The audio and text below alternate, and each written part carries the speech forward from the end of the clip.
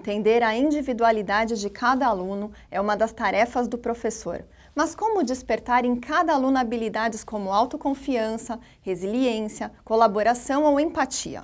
Para falar sobre isso, conversamos com Marco Gregori, criador da rede VIA-E, método educacional que desenvolve habilidades socioemocionais em escolas de São Paulo, na educação básica, média e técnica. Olá, Marco, tudo bom? Bom dia, Vivian. Marco, eu gostaria que você começasse o programa explicando para o público o que é esse método educacional que vem sendo disseminado nas escolas nos últimos anos e qual que é o objetivo.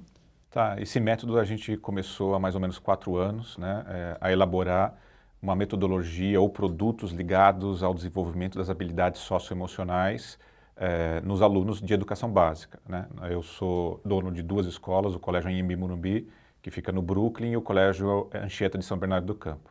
Então a gente começou testando nessas escolas e além desse método, além das habilidades socioemocionais, nós também adicionamos empreendedorismo, inovação, tecnologia e empregabilidade, né?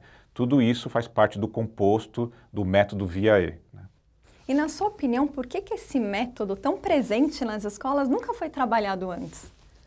Na verdade, as habilidades socioemocionais, elas já existem dentro da escola há muito tempo, né? Só que elas são dadas pelos professores de maneira aleatória, em atividades que acontecem no dia a dia da escola. O que nós fizemos foi elaborar uma coletânea de atividades que nós achamos importantes, elencar quais os tipos de habilidades nós achamos que são mais importantes e disponibilizarmos isso dentro da sala de aula para que o professor possa realizá-lo. Então, em suma, nós damos uma estratégia para os professores para que eles possam utilizar as habilidades socioemocionais e promovê-las perante os alunos.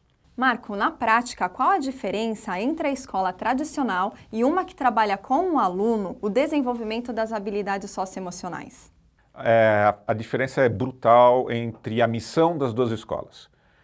O educador, ou o mantenedor, ou o órgão público tem que escolher que tipo de educação ela quer dar para as crianças. Se é uma educação mais conteudista, muito focada no exame, no Enem, no vestibular, eu não tenho nada contra isso.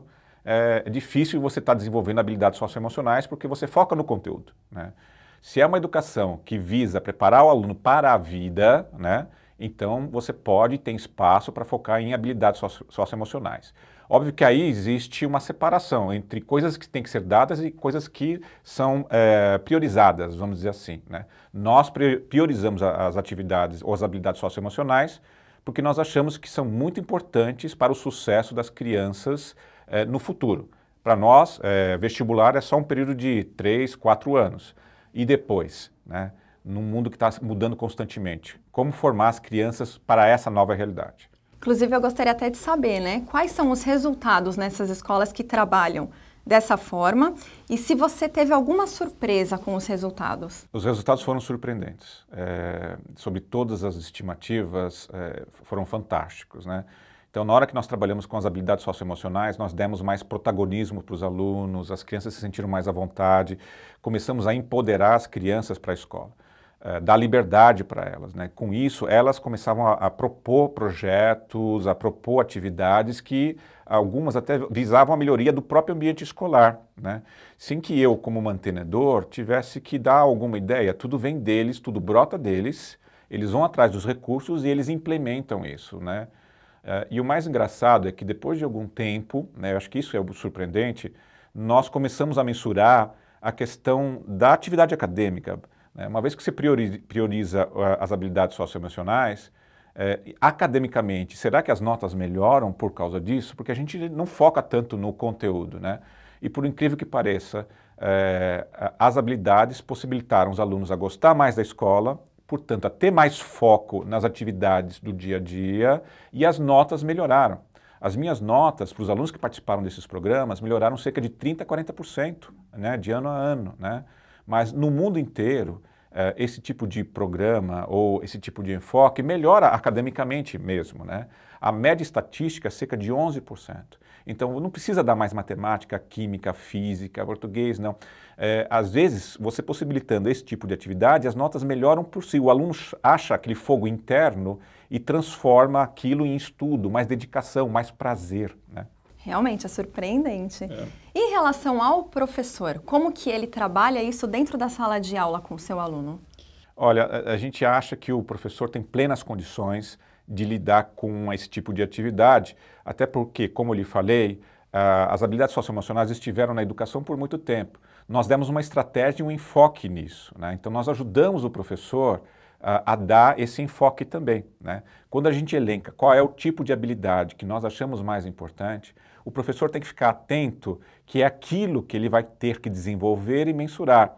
Então, o professor pode achar a atividade, pode dar a atividade que ele acha que é importante para os alunos, né? Mas mensura, né? Mensura como desenvolve determinado tipo de habilidade. Autoconfiança, resiliência, foco, disciplina, comunicação, né? Ano a ano existe um grupo de atividades e de habilidades que são mensuradas, né? Então o professor ele tem uma formação para isso ou ele que escolhe ali como que ele vai trabalhar isso na sala de aula? O professor já tem uma certa condição de dar isso em sala de aula, né? Porém, nós estamos também formatando cursos e programas de formação para os professores. E nós fazemos isso de maneira aberta, gratuita inclusive, né? Então, tivemos o primeiro treinamento das habilidades socioemocionais há um mês atrás. Para 70 vagas vieram 700 professores interessados, né? Não pudemos colocar todos no mesmo grupo, né? E vamos abrir outros grupos, porque acho que é de grande interesse dos professores, está todo mundo falando sobre isso. É realmente como se fosse uma mágica que o aluno começa a gostar mais da aula, do próprio professor, né? Se torna mais disciplinado, você dando mais liberdade para o aluno. Então o professor está muito propenso de buscar esse tipo de coisa, que ele tem condição, conhecimento, né? E às vezes falta um conhecimento específico, um pouco mais detalhado, que num processo de formação a gente pode dar, né? Marco, então só para a gente instigar os professores, cita para a gente um projeto que foi sucesso dentro das escolas que trabalham com habilidades socioemocionais. A gente tem dezenas de projetos, né? Mas acho que um que mais me toca foi de uma aluna chamada Amanda, né? A Amanda tem hoje 15 anos, ela fez esse projeto no ano passado, né? Faz parte de um programa de habilidades interno nosso chamado Movimento Futuro, né? Nesse programa, ela tem que vir com o sonho dela e aquilo que ela quer realizar. E ela tem que realizar isso num prazo de um ano. Estimular autoconfiança, força de vontade, paixão, né? Mas ela tem que realizar, né?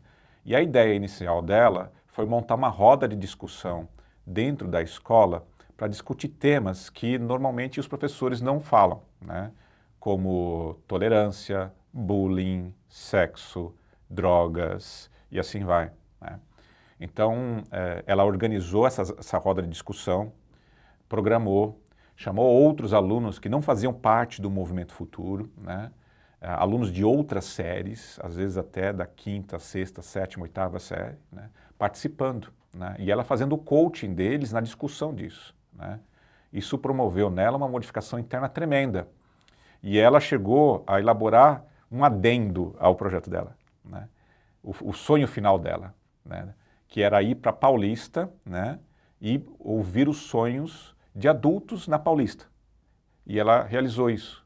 Num domingo, ensolarado, ela foi para Paulista com um cartaz e um banco. No banco, o cartaz estava escrito, sente aqui, do meu lado e conte seu sonho. E durante o dia inteiro, várias pessoas sentaram do lado dela, dessa menina de 14, 15 anos, e contaram sonhos para a Amanda, né?